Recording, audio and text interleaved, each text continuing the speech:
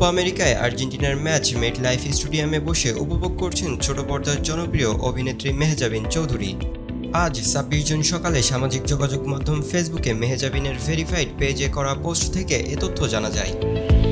আর্জেন্টিনার ভক্ত মেহজাবিন ফেসবুকে দুটি পোস্ট করেন, সেখানে বেশ কিছু ছবি শেয়ার করেছেন এ অভিনেত্রী। প্রথম পোস্টে একটি ছবি পোস্ট করে ক্যাপশনে লিখেছে, আজকে কে জিততে পারে।